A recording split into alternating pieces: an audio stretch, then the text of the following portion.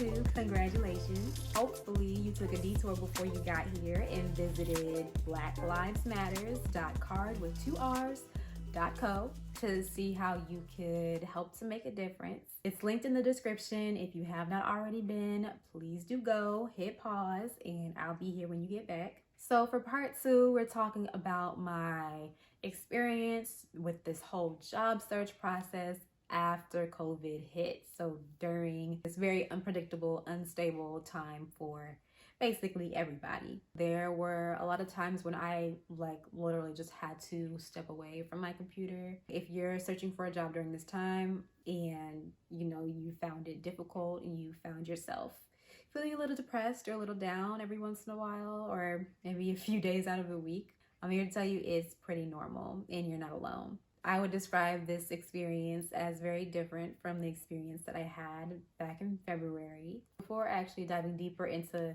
what actually happened and what I experienced, I want to talk about just the interview process in general overall as I've experienced it. If you're interested in knowing more about what the interview process is like with these different tech companies for UX positions. Now, primarily, I am going for a UX researcher position. I am all gung-ho about research. That is where my specialty lies, and that is what I like to do. So from what I've experienced interviewing for user research positions or user experience research positions is that communication is key. You have to know how to present and communicate the influence and inspiration behind your ideas and your thoughts. So it's very similar to what you'll have to do in a UX design interview, which is communicate your decision making, your processes. And so as far as the process goes, the first step is talking to a recruiter. That recruiter is normally a part of the company, or maybe they're not, but they're really just trying to size you up and see if you meet those key criteria that they've been given by the hiring manager or the team to see if you match up and can move to the next level without really wasting anybody's time. So during the phone screens that I've normally just had to talk about myself. So I give a quick 2-ish minute introduction. Sometimes it goes a little bit over just because the person actually really wants to know the whole story. But I'll give an introduction of myself, where I went to school, what I studied, and what I did as it pertains to UX after school, and some of the methods that I use when I'm talking about user research specifically. So in order to do this, I had to write it out a whole bunch of times. I wrote it out on a Word document, and then I wrote it by hand on a few index cards. I think it took up 3 index cards, everything that I wanted to say. And I did it mainly by bullet points. So mine might be a little bit long, but I'll give you an example of what I say in order to get my story across, so that these recruiters kind of know who I am, know who they're dealing with, and also what I've done and what's important to me. So here's my spiel. I have a background in engineering. I got my undergrad degree in engineering science. And after that, I went on to work for the Chief Information Officer of the Army at the Pentagon for a few years. And while I was there, I went back to school to get my master's in systems engineering. And in the master's program is where I actually got my first introduction to UX, UI, HCI, heuristics, and all that jazz. And once I completed my master's program, I went on to work for a tech consulting company as a UX research consultant, where I officially started my UX research career. And so there I did a lot of generative research, so one-on-one interviews, focus groups, and did a few surveys as well. I have a personal mission of wanting to see more Black and brown people in STEM, especially in UX. So I ended up going back to school to get another master's in nonprofit leadership and management with a focus in social entrepreneurship. While at USC, I was very much still involved in the tech industry. After graduating from USC, I went on to become the director of user experience for a small beauty tech startup in LA, where I owned the entire UX process from research all the way through to design. And so I did a lot of generative in addition to evaluative research studies. And then in addition to that, went all the way through the design process, creating personas, user stories, wireframes, and high fidelity mockups, and actually prototyping and testing those. And then I talk about how long I stayed at the startup and what I'm looking for now. And so I basically give you this bullet point overview of what I've done and where I've been and why I did the things that I do. I left some things out because, sometimes it kind of depends on who you're talking to. If you want to add a little bit more detail as to the why you do some things. But typically that is how my intro sounds. And so if you want to take that and kind of use that to structure yours, please feel free to go ahead. That's why I said it. So yeah, you're talking to the recruiter, you give them your intro, your spiel, your elevator pitch, whatever you want to call it, about yourself and what you've done. And they'll most likely ask you some questions. Have you had experience with this research method, and what does that look like? Can you walk me through a project that you did and talk about some of the methods that you used, or whatever else? What were some of your deliverables? They really are just trying to get a sense of who you are, what work you've done, and what you know how to do. I would say for those calls, you really don't have to be nervous at all. It's literally just talking about yourself. The next step in the interview process is where I tend to get a little more nervous. And that is usually when you talk to either someone on the team that you're going to be on, or you're talking to the hiring manager themselves. So typically at this point, they'll either ask you, more questions about yourself and for you to kind of dig deeper into a project or two that you've done and kind of go through that, or you'll actually be presenting your portfolio. From my experience, I have kind of had a little bit of both, where it's just been a conversation and not so much a presentation. And then on the flip side, there has been like an actual presentation that was scheduled for this one person. It depends on what an organization's specific type of process looks like, but you can expect maybe either one of those two. So for the presentation, that's typically where I get more nervous. I don't really have too much time to charm them with like witty things that I could say while introducing myself and just talking about my experience. Instead, I have to inject my charisma into the way I present the work that I've done. And I also have to make sure that my project or my presentation is on point, because that is definitely going to be a reflection on you and how you work, because especially in UX research, you're going to be doing a good amount of communicating your thoughts and communicating your findings. And so being able to present clearly and create presentations that don't make people want to jump off a bridge is going to be necessary. And this might be a lot weirder now that everything is virtual. You'll most likely be presenting these projects from your portfolio on Zoom or some video conferencing platform. So of course, step one is figuring out what projects you're going to be presenting. If you need to prepare 1 or 2 or 3 to go over during your time with the hiring manager or whoever it is that you're going to be talking to, you gotta know, and you gotta be able to pick the projects that you like the most. That does not necessarily mean the projects that you did really well on, that went your way, because a lot of the time people want to hear about your mistakes too, and what you learned from them and how you fixed whatever it was going forward. Instead, what these projects should be are the ones that you can talk about and be really enthusiastic while you speak. So you got to create your presentation, make sure it hits all of the key areas that you need to have within a presentation, whether it's UX research or UX design. And I will probably be creating content around what that should actually look like and what those points are, because it might be a little bit too much to go into for this episode. So I'll make a mental note. Nannearl? Yes, Mom. Are you videotaping? Sorry, baby. So yeah, make sure your presentation is good and you're able to present it well. Normally it's going to be timed, right? So you have to make sure that you're able to deliver this presentation, answer any questions, and then have time for you to ask questions all in the same session. So practice being thorough and concise in your presentation. I would recommend practicing with a friend or a group of friends. And even if that means you all get on Zoom and practice that way, it still really does help. And they can give you good feedback, even if they're not in the field. During this portion of the interview process, you present your work or you talk about yourself and your work. And that is the opportunity where you get to ask more specific questions as it pertains to the position and also the expectations that will be placed on you if you were to fill this role. I'm always asking questions. I suggest you ask all the questions that you can. I typically like to ask questions surrounding diversity, especially if the company or organization does not seem as though they have a very diverse group of people working for them. I've also been asking companies about their response to COVID and how their employees are feeling and what's changed as far as like the different processes that they have within their team and within the company.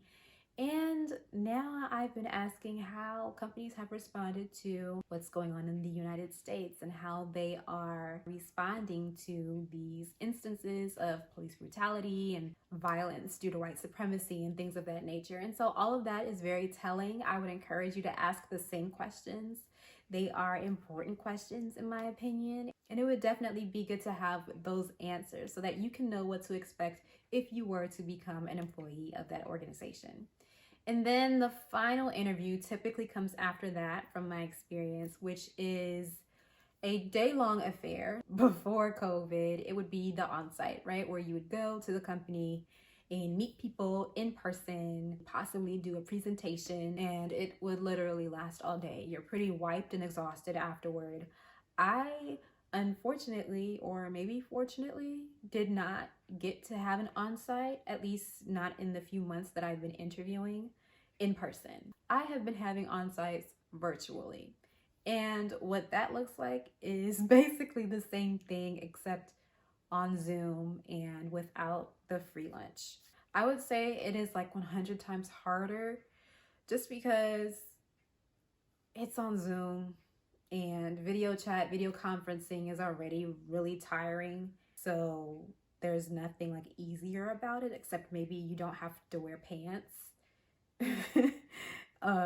So there's that. It's a lot. It's definitely a lot. I would say keep water on hand. For the interviews that I've had, I have been able to like take breaks. So they're like, scheduled breaks in between, which you would probably get on site in person too. But it's just different, and you can't really feel people's vibes as you would be able to like in person. So that's unfortunate, but it's kind of what we have to work with until things can begin to open up and be normal again, possibly, or whatever the new normal is going to look like. But for now, the virtual on-site is what it is. During some of the on-sites that I've had to give like a whole presentation again on my portfolio, this time to a larger group, and answer a lot more questions. So definitely be prepared for that. I would encourage you, if you're going from presenting to one person to actually presenting to a group for the next step, ask for feedback so that you can make sure you're presenting the most strong and clear version of your presentation that you can give. But yeah, you'll go through, meet with a few members of the team, ask all of your questions, all of the questions that you can, and that's typically it. And then you'll hear whether or not it's a yay or a nay. As far as like my experience dealing with job hunting during COVID, everything's virtual, duh. So I've had a lot of faux pas when it comes to like Zoom and connection not being very stable, and kids or like dogs running in the background, not on my side because I don't have either of those, but on the side of the people that I'm talking to. And so there's a possibility for a lot of interruptions and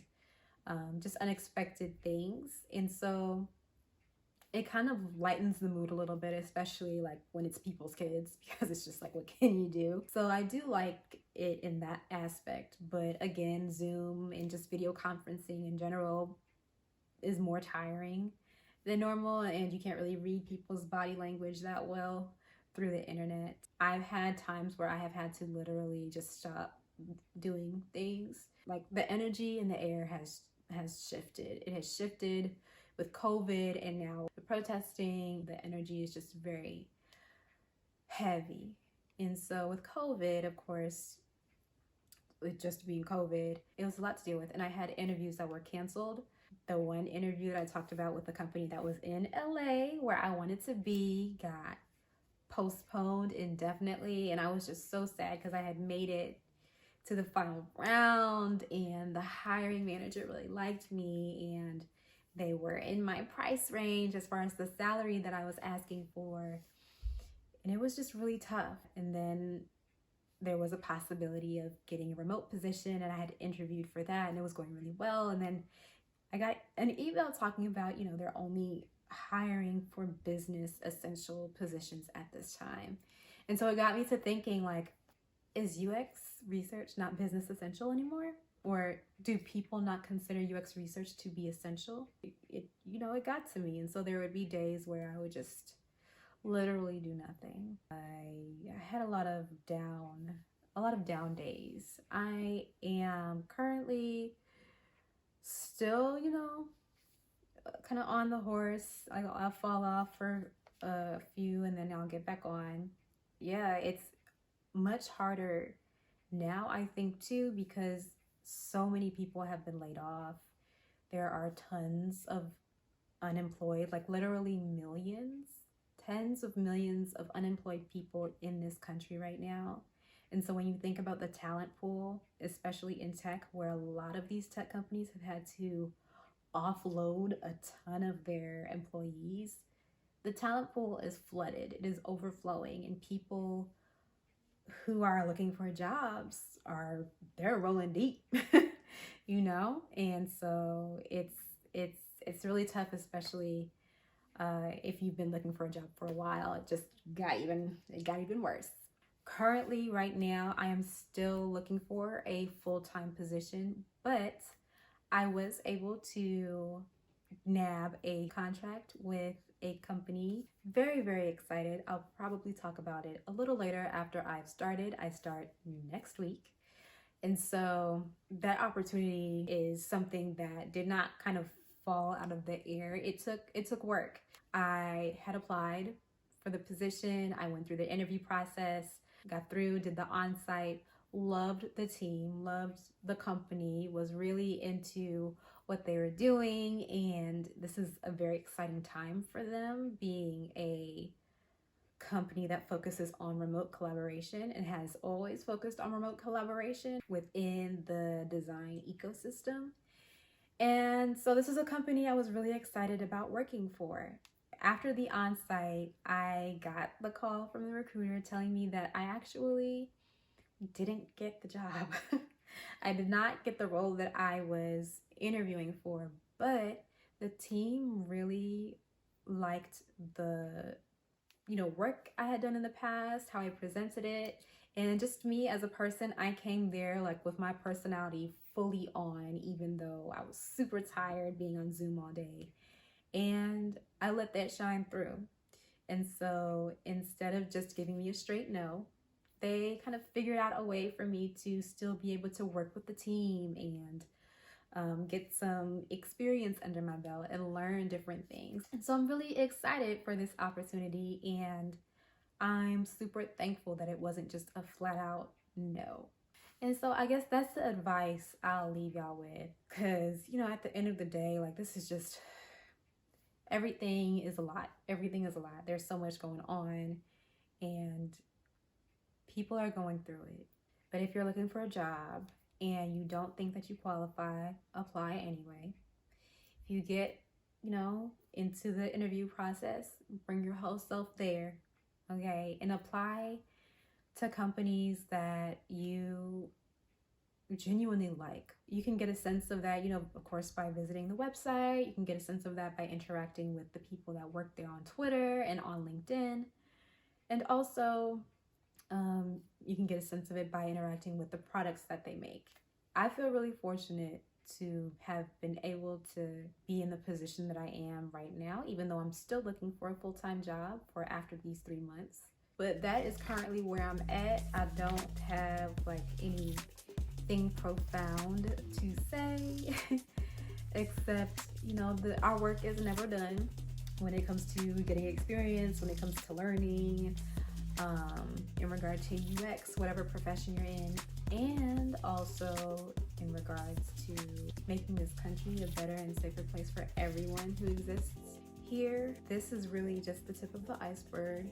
So yeah, keep doing the work on both the country, if you're here in the US, or wherever you are, because I'm sure there's work to be done, and also on finding a job, if that's what you're doing too. Stay strong on both fronts.